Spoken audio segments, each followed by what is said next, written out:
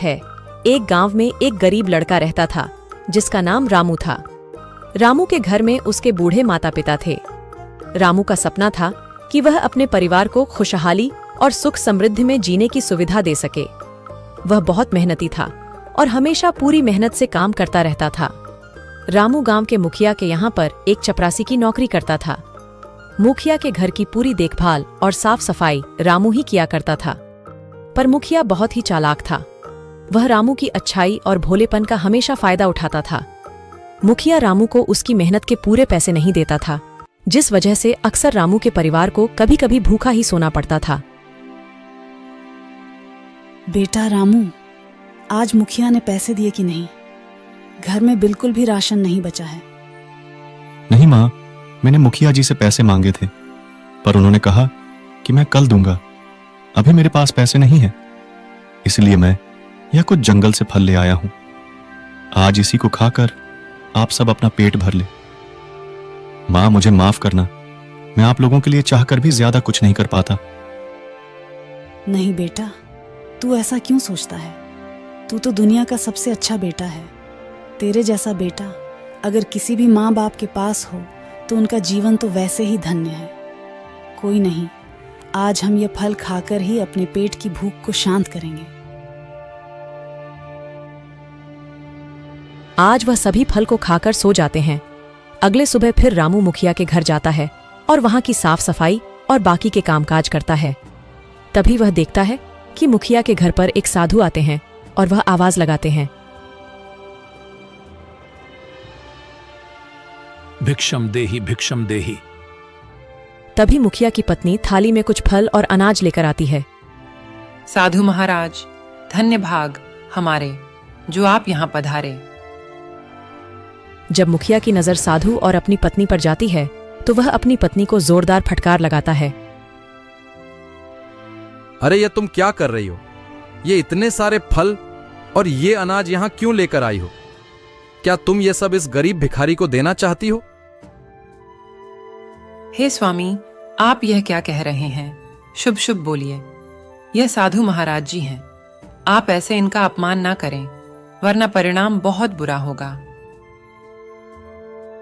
अच्छा, तो अब तुम मुझे सिखाओगी कि मेरा बुरा होगा या अच्छा? ये सब मेरी मेहनत की कमाई से आता है। ये सारे फल और अनाज ले जाकर के घर में वापस रख दो। हमारे यहां पर कोई पेड़ नहीं लगा है जो सब में बांटते फिरे। और हां, तुम बड़ा घर देखा नहीं कि चले आते हो हाथ फैलाए मांगने। अभी निकल जाओ यहां से, इससे पहले मेरा गुस्सा और बढ़ जाए। मेरा ऐसा अपमान आज तक कभी किसी ने नहीं किया। हे मूर्ख व्यक्ति, तूने आज एक साधु का अपमान किया है। याद रखियो, आज तेरे दर पर से एक साधु भूखा नहीं जा रहा, बल्कि तेरे द्वारा किया गया अपमान का विष पीकर जा रहा है, और इसका पश्चाताप तुझे एक दिन जरूर करना पड़ेगा। ऐसा कहकर साधु वहां से जाने लगते हैं। तभी रामू उस साधु के पास आता है। साधु बाबा, आप मेरे मुखिया जी को माफ कर दीजिए। उन्होंने जो कुछ भी कहा वह अज्ञानतावश कहा।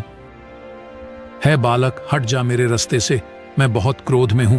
मेरी क्रोध की अग्नि तुझे भस्म कर देगी। माफ करिए साधु महाराज, मैं आपका गुस्सा समझ सकता हूं, पर साधु महाराज, मेरी आपसे विनम्र प्रार्थना है कि आप मेरे घर चले।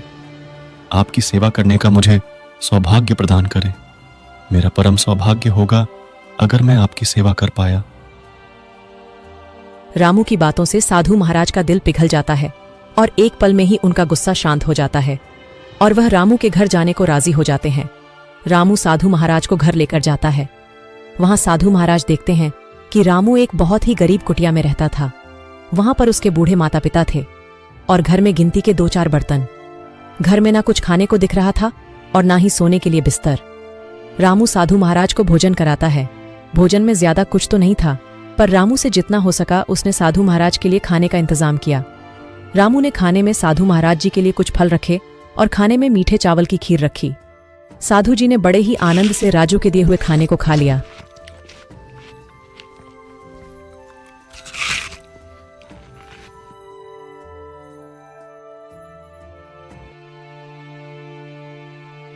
बेटा, मैं तुम्हारी सेवा भाव से बहुत प्रसन्न हुआ हूं। तुम्हारे पास कुछ ना होते हुए भी बहुत कुछ है। आज तुम्हारे पास खुद के खाने को खाना नहीं है, फिर भी तुमने मुझे पेट भर भोजन कराया, जिससे तुम्हारा हृदय की कोमलता झलकती है। बेटा, मेरी बात हमेशा याद रखना, इस धरती पर ईश्वर से बड़ा कोई नहीं। इस धरती की रचना ईश्वर ने की है और हम जैसे प्राणियों को भी ईश्वर ने बनाया है। ईश्वर सबका हिसाब करता है, जो भी इस धरती पर जन्म लेता है इसका लेखा जोखा पहले से ही लिख कर आता है। जैसे कि वह व्यक्ति किस घर में जन्म लेगा तथा उस व्यक्ति के पास कितना धन होगा, उस व्यक्ति का किससे विवाह होगा और यहां तक कि उस व्यक्ति की मृत्यु कब होगी, ये सब पहले से निर्धारित होता है। ये सब उस व्यक्ति के कर्मों पर निर्धारित होता है। वह व्यक्ति जितना अच्छा कर्म करता है उसको उतना अच्छा जीवन मिलता है। तुम्हें इस जीवन में ये गरीबी इसलिए देखनी पड़ी क्योंकि पिछले जन्म में तुमने कुछ बुरे कर्म किए थे, जिस वजह से तुम्हें इस जन्म में गरीबी में जीना पड़ रहा है। ये तुम्हारे पिछले जन्म के कर्मों का फल है जो तुम अब भुगत रहे हो। पिछले जन्म में तुम एक धनी सेठ थे और तुम्हें पैसों की बिल्कुल कदर नहीं थी, यहां तक कि तुम गरीबों से भी बहुत ईर्ष्या करते थे। तुमने हमेशा गरीबों के हक के पैसे मारे और उससे अपनी जेब भरते रहे। तुमने कभी किसी के साथ अच्छा व्यवहार नहीं किया, जिस वजह से तुम्हें अपने बुरे कर्मों का फल भी बुरा ही मिला। लेकिन इस जन्म में तुमने अपने पिछले जन्म की हुई गलती को सुधारने की कोशिश की है, अनजाने में ही सही, लेकिन तुम्हारा स्वभाव पिछले जन्म से बिल्कुल अलग है। इस जन्म में तुम पिछले जन्म से बिल्कुल ही विपरीत हो। इस जन्म में तुम एक ईमानदार, सच्चे और निस्वार्थ व्यक्ति हो। अच्छा बेटा, अब मैं चलता हूं। मैं तुम्हारी सेवा सत्कार से बहुत प्रसन्न हुआ और मैं इससे प्रभावित होकर तुम्हें यह कुछ गुलाब के बीज दे रहा हूं। इसे तुम अपने घर के आंगन में लगा देना और दिन रात इसकी सेवा करना। तुम जितनी इसकी सेवा करोगे उतना ही अच्छा फायदा तुम्हें इससे होगा। ऐसा कहकर वह साधु महाराज वहां से चले जाते हैं। साधु महाराज जी के कहे अनुसार रामू उस गुलाब के बीजों को अपने आंगन में लगा देता है और उसकी खूब देखभाल किया करता है। ऐसे ही कुछ महीना बीत जाने के बाद उसके आंगन में सुंदर सुंदर गुलाब के फूल खिल जाते हैं और उसका पूरा आंगन फूलों की सुगंध से महक रहा था। जो कोई भी व्यक्ति उसके आंगन के पास से गुजरता वह फूलों की सुगंध में इतना खो जाता कि उसका वहां से जाने का मन ही नहीं करता था। धीरे धीरे यह बात पूरे गांव में फैलने लगी कि रामू के बगीचे के फूल बहुत सुगंधित होते हैं। अब धीरे धीरे लोगों ने रामू से फूल लेना शुरू कर दिया। लोग मंदिरों के लिए रामू से गुलाब के फूल खरीद कर ले जाते थे, जिससे रामू को भी कमाई का एक जरिया मिल गया था। गांव से यह बात धीरे धीरे महल तक पहुंच गई। जब राजा को यह बात पता चली कि गांव में रामू नाम का एक आदमी है जिसके बगीचे के फूल सबसे सुगंधित होते हैं, तो राजा ने रामू को अपने सिपाहियों द्वारा बहुत सारे फूल लाने का आदेश दिया। रामू बहुत सारे फूल लेकर राजा के दरबार में पहुंच जाता है। जैसे ही रामू राजा के दरबार में फूलों के साथ पहुंचा, पूरे राज दरबार में फूलों की खुशबू बिखरने लगी, जिससे राजा बहुत खुश हुआ और उसने राजू को बहुत सारा उपहार दिया और उसे अब हर रोज महल में ताजे फूल लाने का काम भी सौंप दिया।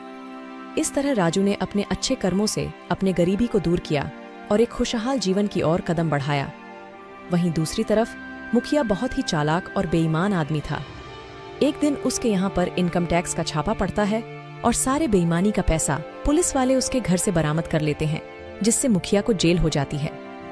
अब मुखिया की जिंदगी जेल की सलाखों के पीछे गुजर रही थी। मुखिया के साथ यह तो होना ही था, क्योंकि जो जैसा कर्म करता है उसका फल उसे वैसा ही मिलता है।